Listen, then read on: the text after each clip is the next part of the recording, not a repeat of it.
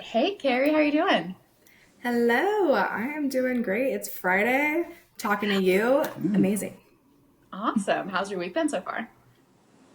Busy, but good busy. The standard, just yeah, everything's going well. That is so great. I am so curious. I've been following your content now for several months, and it always makes me laugh. Have you always been really into social media, or is that something you jumped into after your injury? Yes, definitely not. I was never really into social media. One, I've always been relatively insecure, and so putting myself out into the internet in general has been terrifying for my whole life. And then after the accident, after my injury, it just felt like a way to one conquer some of that fear, and if I was feeling it, I knew that everyone else was feeling it, especially post injury, especially in the disabled body. So we have kind of tackled that one by one post by one post since Yeah. 2 years That's, I now. mean, you would never have any idea because your posts are, I feel like a lot of them are very sunny and cheerful about these really difficult, dark things that we all have to deal with day to day, which I appreciate so much because I feel like dark humor is a balm for the soul when you're dealing with this kind of stuff. Yes, I was we're gonna go with blessed, but I was raised in a household with lots of dark humor, lots of sarcasm, and it was the way to deal with a lot of things. And I have taken that in full stride for most of my life because sometimes if you can't laugh at it, then it's really real. And I feel like when you are able to laugh, it just brings a little bit more to the situation. You're just able to like feel a little bit more, exist a little bit more, and not get choked up on some of like how big it is as a whole. So, is your family just as dry and sharp sense of humor as you do? Yes, absolutely. My dad, unfortunately, has passed away, but I think this would probably be the only thing he would have complimented me on in my life so far is me making jokes about my disability for other people to enjoy and relate to, because that was very up his alley. Yeah, no, I completely understand. I lost my mom at a younger age, and I feel like this is totally how she would have dealt with it too, is just kind of having like a little shtick to introduce me to people and just be like, oh yeah, this is my daughter, she's sweet taller. I can imagine her making jokes and stuff like that. But it doesn't fix it, but it makes it a lot easier to handle day to day. So, when it comes to handling all of these transitions, what was that like for you? Coming home, and I know you had to do some moves and career shifts. Whew, you've been through a lot in the last couple of years. It's been a lot. I was not prepared. I mean, you're never prepared, but I got back to my apartment in Kansas City and I moved pretty soon after that into an accessible apartment by myself. And so I was living solo for 5 months after my spinal cord injury. I started work 3 months after my spinal cord injury. I was like, I need something to do. I'm going back to work. And yeah, I don't That's recommend. This is not advice. Let me tell you that. Uh, okay. and then I got laid off from that job and was still living alone in the Midwest and was like, this is just not working out. So I picked up and I moved back to California. I got a new job. And yeah, so this is my third apartment in a year and a half and my second job. Is incredible. I don't know how you've done all of that in such a short period of time while you're working on your recovery. I just my hats off to you for sure. Thank you. I do not recommend this route. People are like, you're so independent. I was like, yeah, this was kind of forced independence. And it was also my choice. There was probably other options, but I was so determined to get out on my own and like be confident and live this life that I really didn't evaluate how much help might have been beneficial in the beginning. Right. Well, I But mean, you never know what you're going to need until the moment of it. And if it's not convenient at that time, there's not a lot you can do. And that's why whenever people say, it's like, oh my gosh, oh, it's so inspiring or your story's great. I'm just like, we really didn't have a choice. We had to do what we had to do. yes, adaptation, adaptability, that is the gift of a disability. Whether or not you want it, you become an adaptable person because you are Yep. just not in a position that the world wasn't designed for you. So you either adapt or you don't. And if you Right. don't, I don't really know, and I don't really want to know what that life looks like. Yeah, very true. And it's a really interesting juxtaposition that you suddenly become very physically unable to adapt and you have to become mentally incredibly adaptable on the turn of a dime. And so it's a very weird place to find yourself in. Yeah, I would completely agree.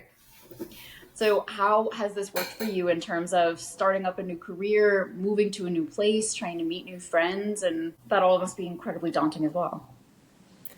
Making friends as an adult without a wheelchair is already hard. Making Yes. friends as an adult with a disability and a wheelchair is extra hard, Mm-hmm. but I am very happy with my choice. I was so pleasantly surprised with Kansas City and everything they had to offer between a neuro PT clinic. I joined wheelchair softball and had some amazing friends. And I really miss that, but I am so happy with my decision to move back to California. I just have a larger support system. There's been more opportunities for me to get involved in the spinal cord and disabled community as a whole. Good. And I started a new career, but it's allowed me a lot of flexibility to also put energy toward content, toward bringing awareness to disabilities, and to just have a better balance.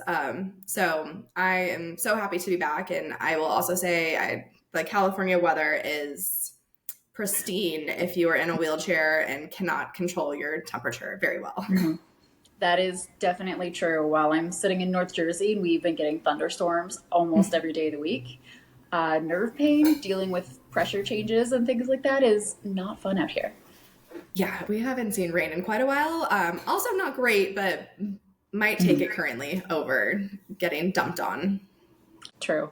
Yeah. So when it comes to you living in terms of the climate and everything like that, does having less environmental influences help you a lot when it comes to pain and symptoms and things like that?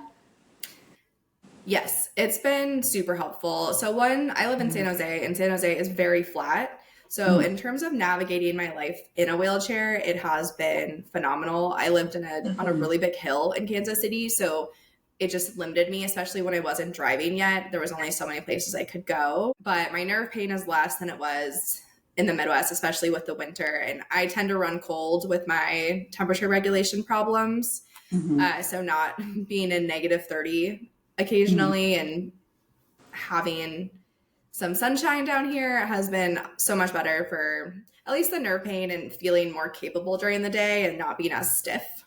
And I think that's what a lot of people don't realize is that with the cold and or the heat can affect our bodies so severely. And it's the kind of thing that people don't realize, or they go, oh, well, you can't feel it, right? So it's probably fine. And yes. Yep. No, 100%. But everyone's like, what is being cold? They're like, what do you mean you're always cold? And then my roommate just got home and was like, it's a sauna in here. And I was like, when you go to work, I was like, it is at 76. It is. Yeah. I was like, sorry, I'm cold all day. And so I was like, I turn it down before you get home. And she's like, I didn't realize you had it this high. I'm like, oh yeah, I'm just sitting in a little sauna. I need it though. I'm cold. Oh yeah. I constantly have blankets and sweaters and everything on, but then I have the opposite problem where I overheat as well. Do you have that at all? Only when I sleep. It is only at night. I do not have that problem. I just walked my dog and it is 80 degrees and I wore a sweatshirt outside. Goodness. So do you have, if that happens when you sleep, is it that you're waking up with dysreflexia? Ooh, I don't know. I do wake up in a full sweat on a regular basis. I'm still trying to figure out my sleep. It's not my best. I don't sleep well in general. Okay. I know that used to happen to me.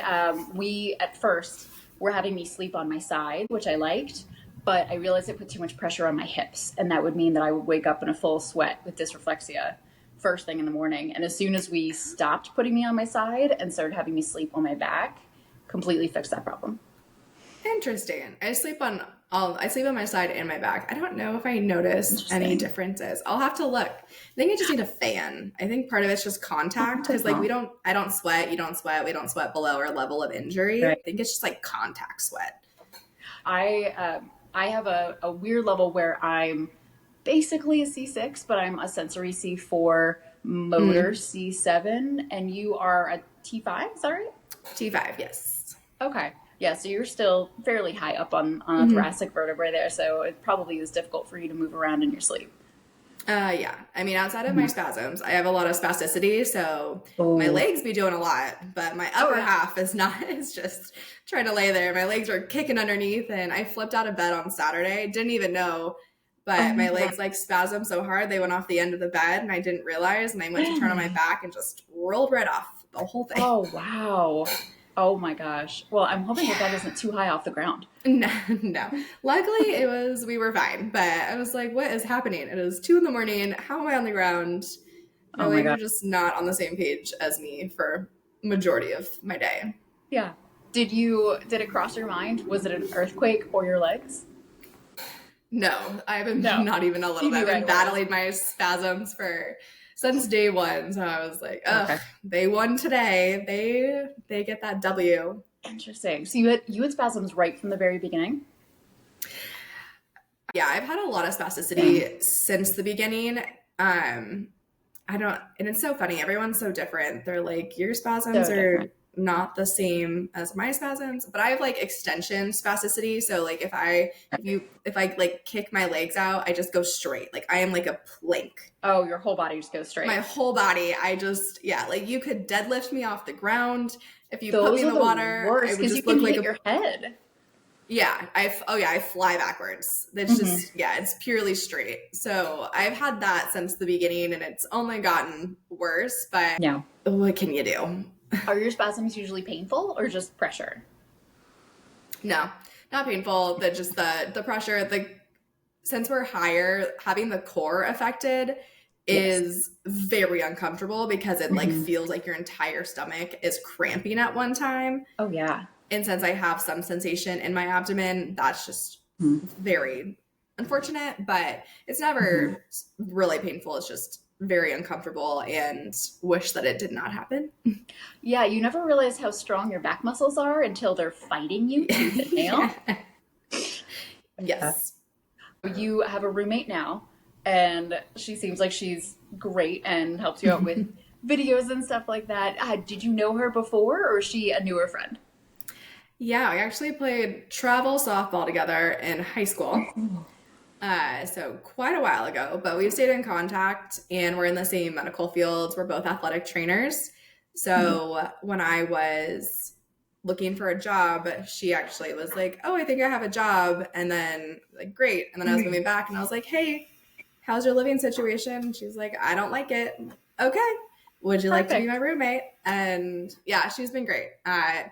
It's been nice to have someone around Mhm.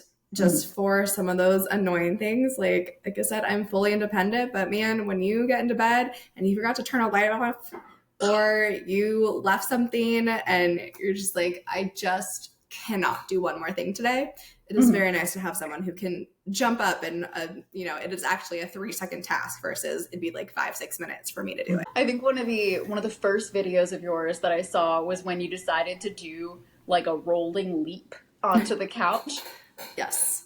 And I laughed so hard because I have absolutely had intrusive thoughts like that. And I have definitely told I think a couple of people that thought, and they're like, oh, maybe don't do that. That seems like a really bad idea. I don't know. After a while, it seems like a great idea. I think if I could just get a little bit more momentum, I think I had it.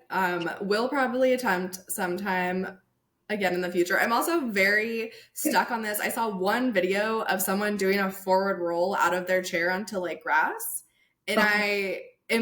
I need to do it, but I do not even understand because I don't Mhm. understand what they did because my feet got caught. I didn't want to like smash my head, and we're high off the Mhm. ground. Like it's a little bit to get my head down there. Yeah. So that's also on my list of things that I would like to conquer, but I need to find that Mhm. video and rewatch it about 100 times before I feel Oh yeah, confident just zoom in on attempting. all the little, and I feel like that's what so much of us spend time doing on social media. Just like, okay, wait, how did this person pull off this exact move? Absolutely. Yes. That's why I got on social media in the first place. I was like, I don't Yeah. see what I'm wanting to see, which is people sucking at stuff. Like, I was like, why is Yeah. everyone so good? Everyone, they're like, oh, this is the perfect way to do this transfer. And then I try Mhm. it and I'm like scraped up, my shoes Oh like yeah. down the street. and I'm breathing heavy. Like, this is not what you showed me. So I Oh think yeah. there's a few steps in between. I've fallen quite a bit. It's what happens when you live by yourself and you get stuck doing things. You just fall Oh, I'm often. sure. But I mean, because you've shown doing laundry and dishes and cleaning and walking your dog and all sorts of things. You were very active. yes, and my brakes were broken for like 6 months. And so all of my transfers were like slightly sketchy. Oh my God. But I took Wow. I made a video on it. I took a fall across some train tracks by me. And it was so bad that this other woman told me that she had to go to therapy to talk about my fall because she was like so emotionally distraught. And I feel bad. It's Oh my like, I mean, it's gosh. hilarious. Oh my gosh. And I feel like there's almost a slapstick kind of mentality you have to maintain when it comes to that because if you cry every time you fall out of your chair, you're just never gonna stop crying. But at least if you've seen it happen to somebody else, you understand that it's normal. And the more active you are, the more you're gonna fall. Yeah. Especially when you're learning new stuff. When I was learning with wheelchair softball, everyone's transferring from their regular chair into their sports chair, just like direct. And I was like, Yeah. I can't even transfer into like my chair generally. And so, Mhm. but over the course of like that season, I was able to do it, but I fell many times. I had to get picked up by one Yeah. of the coaches, but that's part of it. Oh And, my goodness. like I'm still recent. And so a lot of people are like, oh, your skin and this. And like, yes, those are so important things. But like, this is the Mhm. strongest my bone is going to be. Like, this is True. downhill. So like, if Right. I'm going to be someone who's going to be active and fall out of my chair, Mhm. this is the time to do it. And yes, look at your skin. Yes, like protect yourself. But like, this is Right. the strongest that I'm going to be in my life. So like, this is when I want to take those risks. Absolutely. And I think you've done a great job of sort of embracing this life. I mean, how soon after were you doing softball in your wheelchair? That's incredible. About a year. Uh, yeah, Because you're about I'm 2 years. 2-ish years Yes. in. Okay.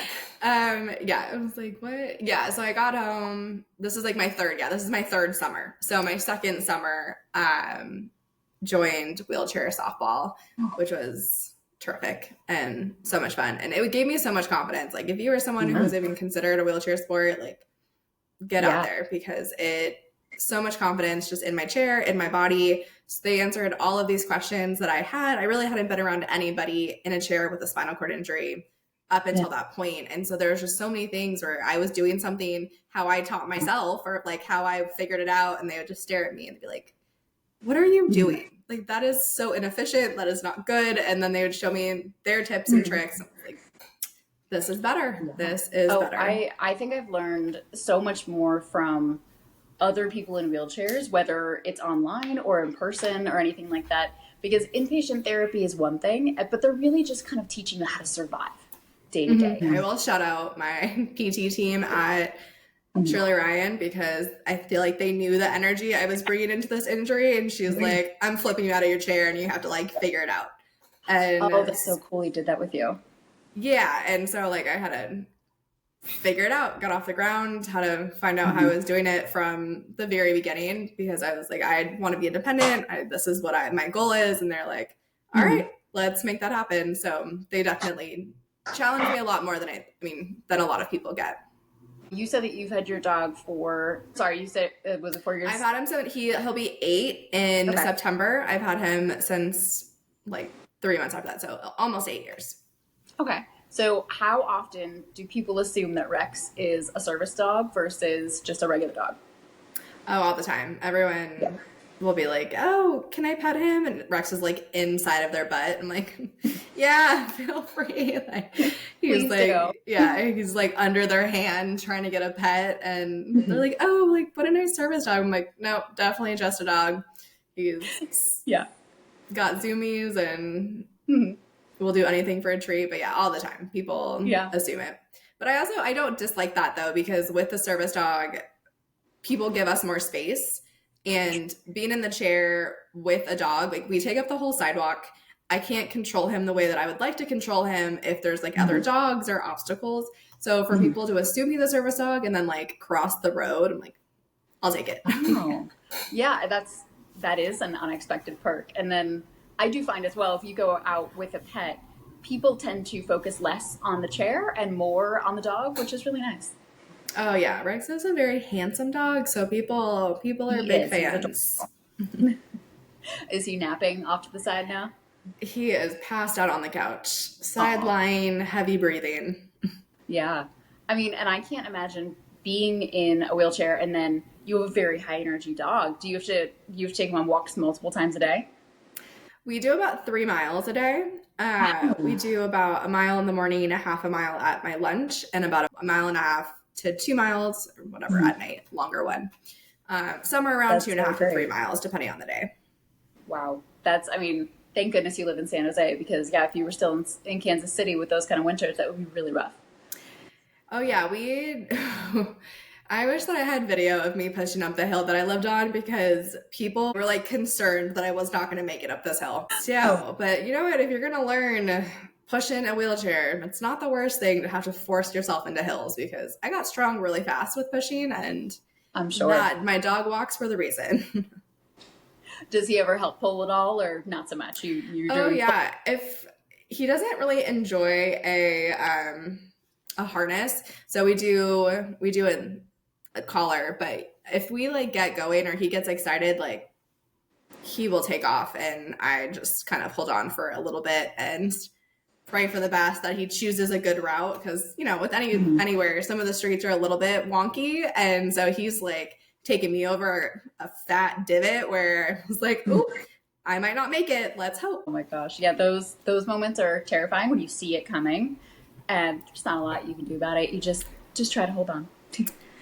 I am so impressed sometimes with like some of the like close calls we've had because Mhm. he met a dog that he did not like, but he had never reacted. The other dog was like kept barking at him. He never reacted. And then one day he decided that he was not going to get barked anymore.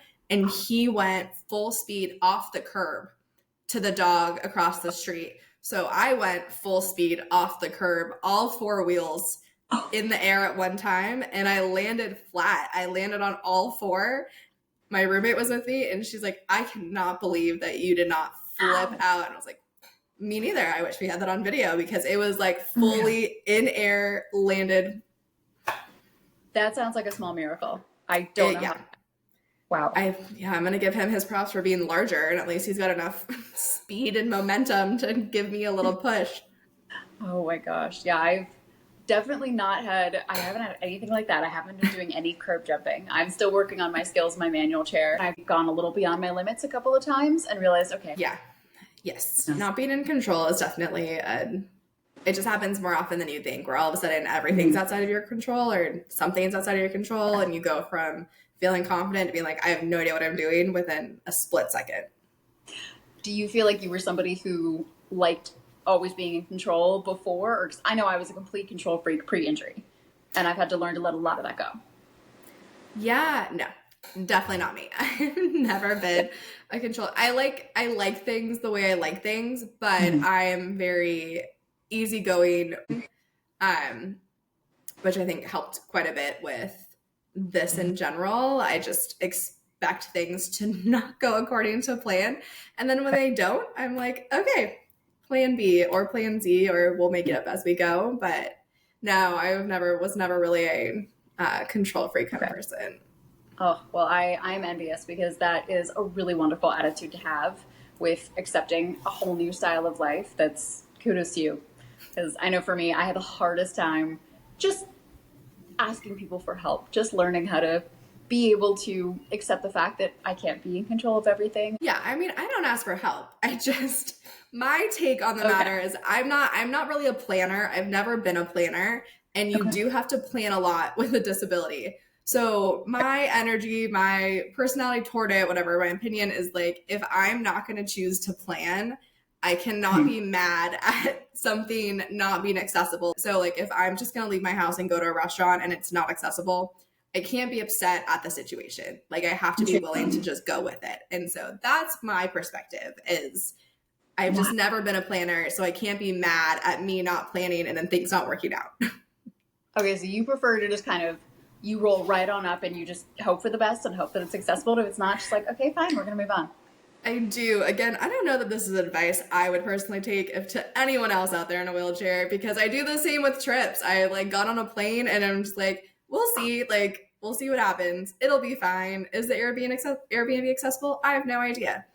Like, I think that your attitude sounds a lot healthier, where I tend to go way too far into the research on everything about like I'm like looking at Yelp for a restaurant and trying to look at okay, like are there photos of the doorway? Is there a threshold? Do I think I can fit next to these tables? Because that's the kind of thing that when I get there and my plan does not go according to what I expected, it's a little harder for me to come back from it. I think that circles back to asking for help though, because Mhm. I'm not trying to support a business that isn't like fully accessible. But Mhm. if the difference is I come to a restaurant and they feel a little bit uncomfortable because it's not accessible, Mhm. my options are to leave. Or if they're like, hey, we'll move these tables out of your way and we'll make this wider, or we'll like, we'll try to figure out a situation. I think that is a learning opportunity for everybody. And so I fully embrace that. So I do think it's healthy, but it is more work. Like you do a lot more work up front. I do more work on the back end. And so I think it just kind of depends on where you want to put your work and That's a energy. fair point. Yeah, and I do love those moments when you do show up somewhere and somebody's actually willing to work with you and to decide to move things around. I mean, those moments are likely to make me cry because it's just so sweet and you don't expect it. Yeah, because it's not the norm. It's not the norm, but that's also why I feel like I really encourage people to leave and get out and travel and go somewhere slightly Hmm. different because in my experience so far traveling, people Hmm. are willing to help. And they just don't understand, they don't know. And Hmm. so when you take time to educate them, they are 100% willing to like figure the Hmm. situation out, go grab something from the back, makeshift a ramp. I've been Hmm. carried into a lot of places. I've been pushed up hills. Like people like really Hmm. do want to help, but when they Yeah. don't know, it's hard to offer your services. And Hmm. but yeah, Well, that's true, and I do think that when you feel confident enough to let them know, hey, this is what I need. Is there any way we can try to accommodate this in that way? I think that people are generally open to wanting to help. They just don't know how, and so that mm-hmm. defensiveness comes from not knowing how. Yeah, absolutely, and Hmm. not understanding. And I always like to caveat or whatever the word might be, because I really like I am big on getting out and like doing things and just leaving your home, whatever that might be, leaving your home. But I Hmm. do understand that for so many people, even that is really hard, and every situation is so different between Hmm. their living situations, their caregivers, whatever. So I do like my biggest thing is like just getting outside, Hmm. traveling, doing anything outside of your home, being a part of the community because Hmm. it's so big. Connection is huge, but I also really want to emphasize that I understand that the situation is just Hmm. not the same for every single person that True. has a I do disability. agree, though. I know that when I was first injured, I was terrified to leave our house, and I didn't want to go anywhere, and the idea of being looked at was so uncomfortable for me. And so for you, I feel like jumped back into the world so quickly. How long do you feel like it took you before you started just feeling more comfortable in your own skin going out? I'm still working on it, but I will say when I got back to Kansas City, I joined an adaptive gym Hmm. and I talked to people when I was in the hospital and when I was back in Kansas City who had been in a chair for 10, 15, 20 years. And the commentary that I got most consistent was that they didn't leave their house for 1, 5, 10 years. And they're like, that is my biggest regret. I lost out on a chunk of my life. Hmm. So, like, however you have to make it happen, try to get back as quickly as you can because the quicker it becomes more just like regular life, it's no longer daunting. It just gets better. Yeah. I think when I felt confident, goodness gracious, it's still a day by day process. But I think when I started driving, it took me about a year to like get back into my car and because I was living alone, I didn't really have like people to practice with, and I Hmm. was not confident driving by myself yet. Oh, of course. But once I started driving, I think that was the like final little bit to make Hmm. me be like, I'm doing this. I am living this life. we are moving forward, and like no one is stopping us now. Like we've got this. That is really great advice, I think, for a lot of people who are newly injured, is that, I totally understand that there might be days at a time where you want to stay at home, or maybe you're just not feeling well enough to go out. But when you do get that day where you have the energy and you feel like you're up to it, just every time you have that feeling, just go do something, even if it's tiny, even if it's just going to the grocery store or taking a walk around the block, just go do it. Anything. Like I said, I was on some big hills, so I really wasn't able to go Mm-hmm. too far when I wasn't driving, but there was a coffee shop that was Mm-hmm. rolling distance. And I started doing that on a weekly basis. So first it was with Rex, and we would stop in and then we would go for our walk. And then I just wanted to feel more like I was in the community, like just leaving my home. So then I would just go and I would read there for an hour or an hour and a half. And, like it's literally the same thing I was doing in my home, but it was outside Yeah. of my home. I was being looked at. I was existing in space. And I think the more that Mm-hmm. you take up space, the more that you exist, you just feel better because it's no longer about these people looking at you. It's about you living your life. And Right. who cares what everyone else is doing, but you are just going through whatever you need. And Mm-hmm. so it just switches that lens back to you versus all of these other people that might be contributing to your stress or anxiety about being outside, about being looked at. Yeah, I no, makes complete sense. And have you noticed much of a difference in terms of how you interact with other people in Kansas City versus being in San Jose now? My confidence is, I think, the most common comment I get on like, how do you be so confident? Or and I don't feel that way. Like, let me tell you right now, that is not what I feel. So I'm so glad that's what I'm putting out into the world. Yeah. It's not what I feel on a regular basis, but who I am today versus who I was when I left, or definitely who I was about a year out, completely different people. Mm-hmm. I was the anxiety, the stress of being around people, the stress of being looked at, the stress of going to the bathroom in a location I was not hoping to go to the bathroom to. Like, Right. there's just so many things that you're concerned about. And I think also I just stopped caring about any of it because it was like, it's about me and it's my life. And once I stopped thinking about like, oh, this person's looking at me, how uncomfortable, or, oh, I don't know if I should go there because it might not be, I'm probably the only wheelchair. Like, I'm always the only wheelchair. And that's okay. Like, it's about what I need and what I want. And we are no longer minimizing ourselves because we have disabilities. Like, that's just no longer the play. We are taking up space. We are going to wherever we want. And we are going to ask for accommodations if it's not fully accessible. Like, Yes. we're advocates. No, I'm better. I think I'm better with them now. But do you find that you have sort of ways of handling awkward encounters, or do you just kind of wing it and sort of see how you feel in the moment? It really depends on where the encounter is. I have mentioned this to other people that because I get approached quite a bit. And when it's in a situation where I'm walking my dog or I'm out on the street, I am very kind. I am just going along with it because I'm in a wheelchair and I'm not trying to get beat up for saying something or being mean or giving like a sarcastic answer. So I am very nice. I do try to at least give as much information as they want that isn't, there's like lines, but if it's just like casual, I will just like go with it. If I have met you multiple times, or if we're in a setting where I feel like you should know better, like I will I'll be like, no thanks, or I don't really want to talk about this, or this isn't the topic for me, or maybe next time, or something like that. Because it is still there's so many things that are so triggering and so ableist, and I don't need my night ruined because you're gonna make a comment. So in those settings, I will say something. But when it's like out in the everyday world with complete strangers, I usually am.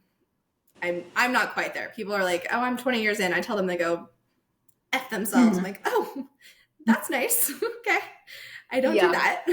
I think that our fear of safety in a wheelchair is one of those things that those who are not disabled would never occur to them, that we would actually feel more fearful in the chair because we feel more vulnerable physically. Absolutely. That's one of the things with dating as well. Like, it is Hmm. So much more vulnerability. Safety is a higher priority because it's just different. You're going out, I'm going out with males, unfortunately.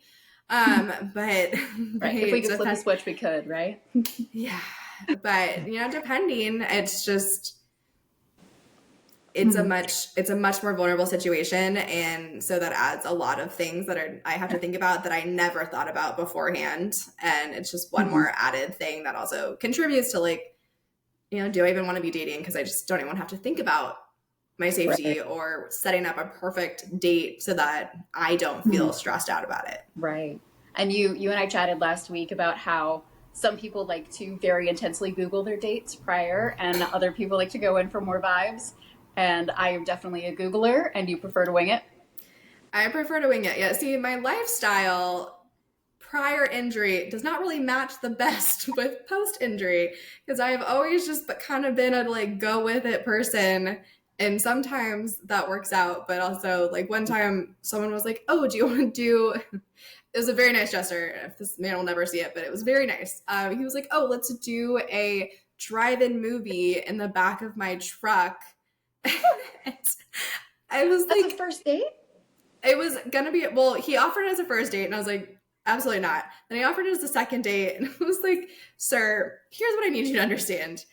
I cannot walk, so you are gonna pick me up, put me in your truck, out of my chair, Hmm. drive me to a secluded location, and I'm just gonna have to hope that there is a movie somewhere. There's a movie theater that we're going to. I was like, this is just not a situation that I would like to be a part of. And he's like, I didn't even think about it. I was like, yeah, if I can't run away, like I can't do anything. I'm just trapped in the bed of your truck if this happens. This also seems like a move that he really wanted to push. Like, is this his go-to? Where I always do think that's funny. I know pre-injury, I definitely had guys who would ask me out on dates to go on a hike for your first date. And I was like, oh, no, no, I'm not wandering into the forest with you on our first date. Like, exactly how naive would I have to be to do something like that? And the ones that get mad at you for being concerned about safety like that, man, that's a red flag to catch at the beginning. Yeah, those ones are a little scary. You're like, ooh, you're getting blocked. Like you're not even just getting like you are getting blocked because yeah, I'm Mm-hmm. not risking my life to date somebody at the moment. And Well, and I yeah, know you said you've gotten a couple of pretty questionable opening lines from guys when it comes to the wheelchair concept. Those sound really disheartening. I can only imagine. it is. And even yeah, it sucks because like I was just talking with someone. Every time you go on a date, there's like the one, are they just out here to like check a box of I dated this girl? I went on a date with a girl in a wheelchair. Mm-hmm. And then there are the people who, on the other side of the spectrum, have like fetishes, and Mm-hmm. it's hard to discern that from the beginning. And so, Right. They're going to be and pretty subtle about that to start off with. exactly, they're not going to put Mm-hmm. that on their profile. Mm-hmm. And then yeah, you get opening lines all the time of what happened, or is it temporary? Like, are you gonna get better? Is one that like I had to put down the app for a while because it just was like so much Yep. internalized for me. Like when you read those things Uh-huh. of to yourself, you're like, oh my gosh. Like, yeah, I was like, one, spinal cord injury is not the same of having like a chronic illness. Like I'm not sick. I Right. am not ill. Mm-hmm.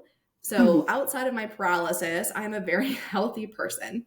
Right. And so it always like takes me just, brings me back to places I don't really want to be, of like all of the downsides of this spinal cord injury of, Right. yeah. And also, of course, when you're on a dating app, you definitely don't want your disability to be the focus of the conversation. You'd rather it be much more about you and your lifestyle because, especially, you are an incredibly active person. You have a lot of hobbies and pursuits. So there's plenty of other things to talk about. So much to talk about. They still, Mm-hmm. regardless of how good the date was, at some point there was like, is it appropriate for me to ask now? like, like an hour in, 30 minutes in, whatever it is, like, can you let me know when it's appropriate? I just really want to know. Like, okay, like I have no problem talking about my spinal cord injury, and that's Right. fine. But when it's the only focus of your like entire conversation, it's a red flag for me. Oh, and I think that's fair for anyone. Whether when you can tell the guy is focused on something that is not centered on who you are, that's always going to be incredibly frustrating. And I'm sure that you've had other instances of issues with DMs online, because I know that being on social media as somebody in a wheelchair, you're going to get a lot of guys just randomly reaching out, slipping into your DMs. My DMs are the wild, wild west. If I had to, all I'm of sure. yeah, they are all over the place. I do also, but I do get really nice messages. That Mm-hmm. is one of the reasons I even go into like my hidden or requested DMs, is that Mm-hmm. I get some lovely messages from people that comment about how like they're getting out of their house, or like they're smiling and they were having a hard time, or they're really happy to just, exist, and they're feeling better about their outcomes thanks to my page. Mm-hmm. And so that is well worth the creepy messages I get from Definitely. people.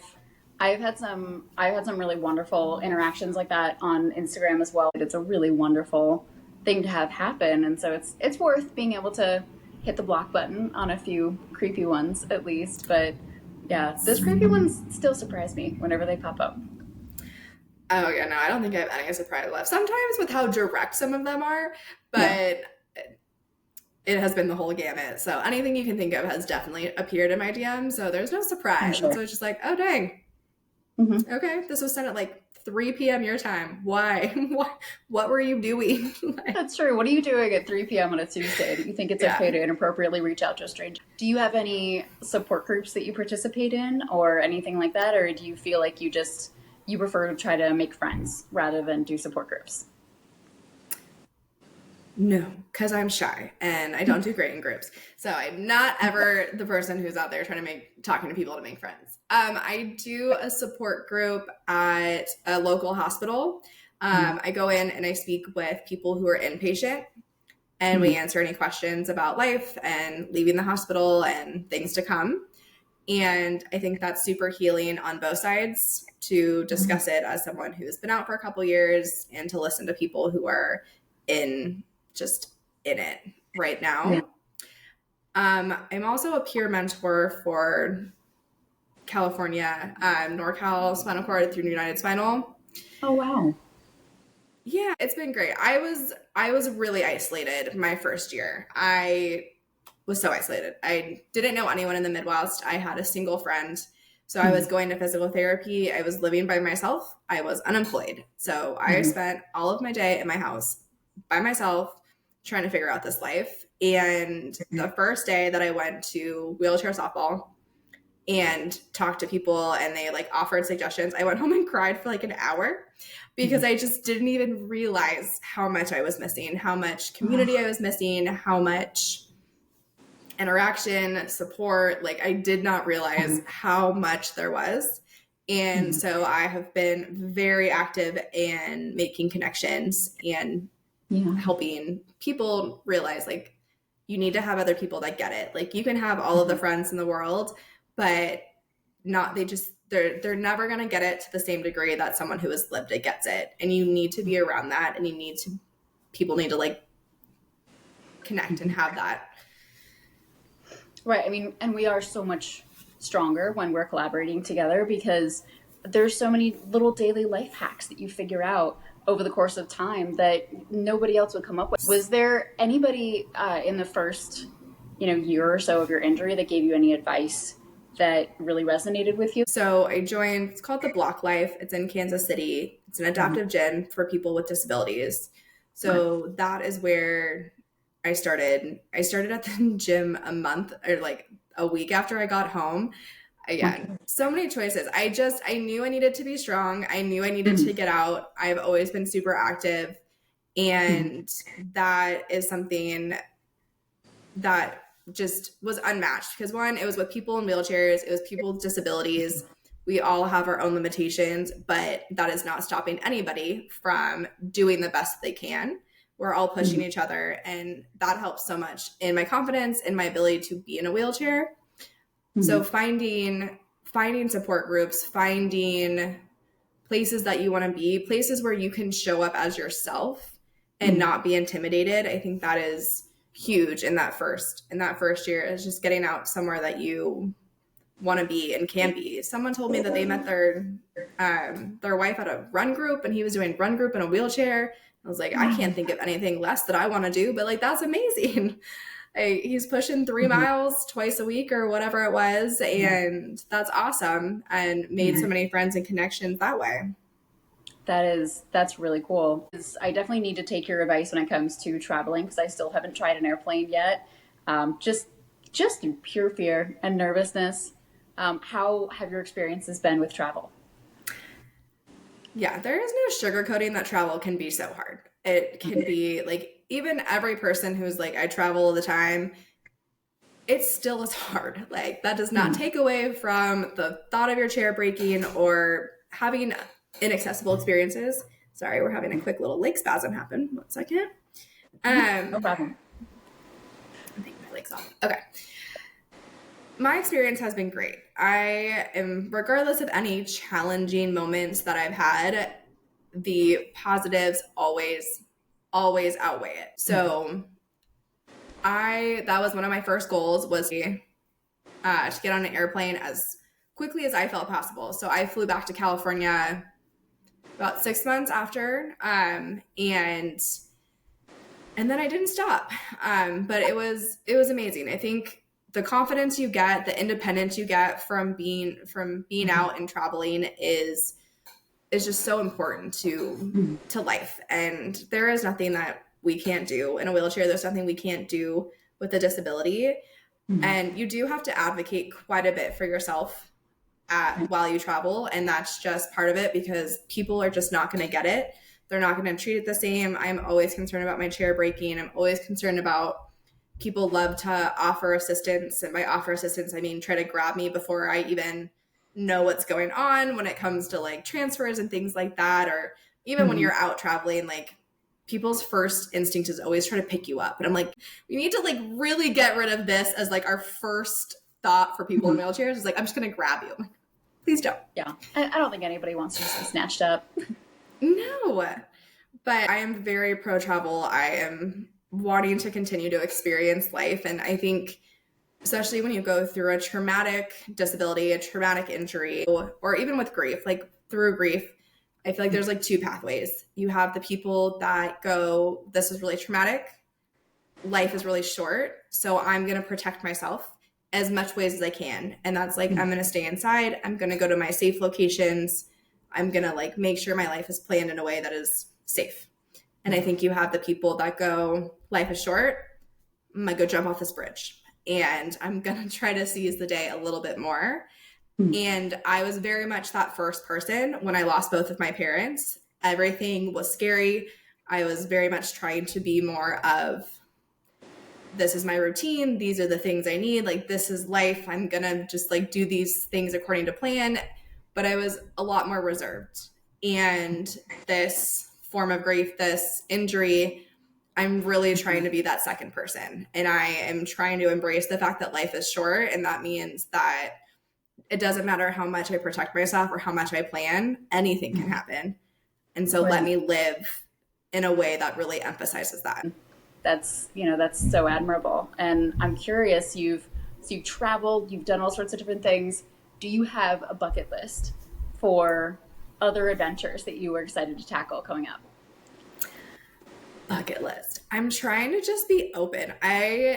Saying yes is very much on my list in general. So if there are opportunities, it is saying yes. I have never been an adrenaline junkie. People always assume I'm an adrenaline junkie because I'm in a wheelchair. They assume that I was injured in some way, like going and flying down a mountain. Like, no, that's not what happened. I've never been that way. And so I'm really trying to embrace a little bit more. So I want to go paragliding. I want to do adaptive paragliding. I want to try some sit ski. We will see about jumping out of a plane. I know I threw that out there earlier, but I don't know. We'll have to go. I'm not a big height person, but we're going to I have seen that it's possible as long as they harness up your legs. Yes. Yeah. Yes. The harness, very important. So would potentially do it. I want to solo travel. All of my flights have been by myself. I always navigate the airport solo, but I've never done a full trip by myself. I think that is one of my bigger bucket lists for like really putting a cherry on independence and confidence. And I don't even know if this is career-wise or personal. I would love to get into some travel with a purpose. So like public speaking or working with disabilities and empowerment and things along those lines. Yeah, absolutely. Put it on the list. Okay. Well, I definitely think there's so much that you're able to accomplish with your mindset and with your just general physicality and lack of fear with conquering these things. And I know that you say that you don't always feel the most secure, but I will tell you that's certainly not what you project out into the world. And I know that your confidence that we see gives others confidence when they see you online. So I'm very excited to see what you're going to accomplish because I think you have so much ahead of you. Thank you. That is the goal. And inspiration, I know I get such an icky term sometimes for people in our community, but it depends on who you're inspiring. I like to think of it of empowerment because empowerment is helping people identify their own self-efficacy, their own ability to do something. So when you feel inspired, you feel like you can go do something. Empowering someone is them feeling like they can then go do that themselves. And that's the bigger goal, is empowering people in wheelchairs, empowering people with disabilities to take advantage of their life, to make the most of it, to do the things they didn't think were possible. Right. It's a wonderful message to send that, hope does not die with paralysis. There is still so much that we can do. There's so much we can offer the world. And I think the more of us that are willing to come out and say that out loud, the better. Absolutely. That's amazing. Yeah. Well, are there any things that our listeners should look out for coming up from you or anything like that? My name is Kerry Jean on social media platforms, and hopefully we will have some things coming, but it really has been just this year that things have kind of picked up. So I'm hoping the next year will be even bigger and lead to some more opportunities. Yeah, thank you so much for taking the time to chat with me today. And it's been really great to get to know you better. Yeah, thank you, Laura. Thanks for offering. And I'm so excited to see this. I'm so excited for you guys to launch and everything that's to come. We're working on it. There are so many tweaks you have to do to an app that has to be accessible for everybody. Yes. Oh, yes. Oh, gosh, yes. But yeah. Excited so to we see will make sure to let happens. you know as soon as we're getting in beta. We need some help. Yes. Yes. Oh my gosh. Thank you. Yes, I would happily beta test. Yes. Perfect. Thank you again. And yeah, have a wonderful weekend. Definitely. You as well. Talk to you later. Bye.